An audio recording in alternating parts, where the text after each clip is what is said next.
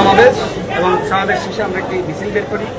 আমাদের আজকের কর্মসূচি ছিল জাতীয় পার্টি সহ 14 দলের সাংগঠনিক কার্যক্রম নিষিদ্ধ করা, যেমনিভাবে আওয়ামী লীগের সাংগঠনিক কার্যক্রম নিষিদ্ধ করা হয়েছে এবং একই সাথে জিএম কাদের সহ যারা ফ্যাসিবাদের দোষর তাদেরকে গ্রেপ্তার করা।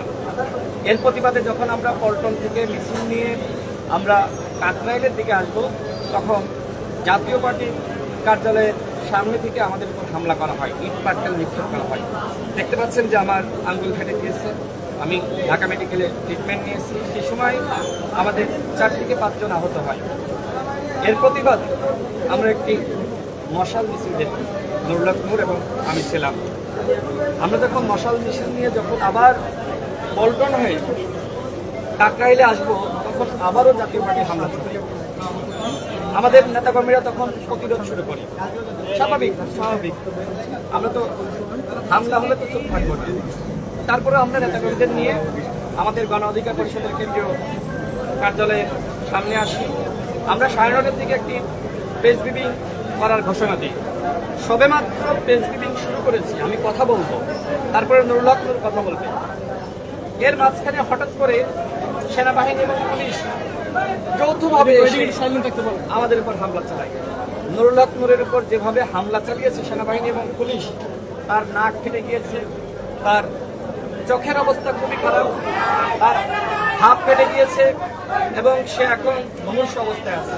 বাঁচবে কি মরবে আমি জানি না, সবই আপনারা দেখেছেন। এখন তার খিচুড়ি শুরু হয়ে গেছে এবং একইভাবে আমিও হামলার শিকার হয়েছি। আমাদের শতাধিক নেতাকর্মী এই 9:30টার দিকে আমাদের প্রেস ব্রিফিংয়ে সেনাবাহিনী এবং পুলিশ যে হামলা চালিয়েছে, শতাধিক নেতাকর্মী আহত হয়েছে, কারণ হাত ভেঙে গেছে, কারণ মাথা ফেটে গেছে, কারণ পা ভেঙে গেছে। আমি অবাক হয়ে গেলাম। গণ অধিকার পরিষদ বাংলাদেশের একটি নিবন্ধিত দল। গণ অধিকার পরিষদের এই গণ অভ্যুত্থানের যে ভূমিকা সবাই জানে।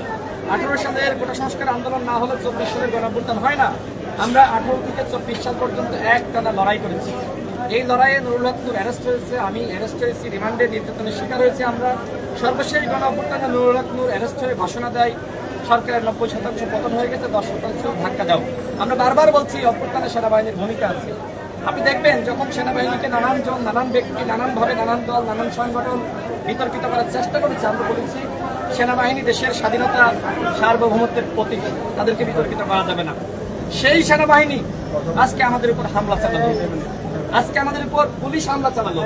সেনাবাহিনীর ঊর্ধ্বতন কর্মকর্তারা আমাদের সাথে যোগাযোগ করে আমার সাথে পুলিশের সাথে কথা বলে তারা আমাদেরকে বলে যে আপনারা শান্ত থাকেন, আমরা পরিস্থিতি শান্ত করার চেষ্টা করছি। আমরা বলি যে আমরা এই মুহূর্তে এখন প্রেসিডেন্ট করবো, তিনি জানতেন। তারপরেও আমাদের উপরে এইভাবে সেনাবাহিনী অতর্কিত হামলা করলো, পুলিশ হামলা করলো, এটা অনাকাঙ্ক্ষিত। আমরা মনে করি এই সরকার নিজ থেকেই জাতীয় পার্টিকে প্রোটেকশন দিচ্ছে। আপনাদের আজকের যে ঘটনা ঘটলো, তারপরে আপনাদের কোনো কর্মসূচি বা আপনাদের কি অবস্থা, আপনাদের পরবর্তী পদক্ষেপগুলো কি হবে? আমরা আজ রাত 11:15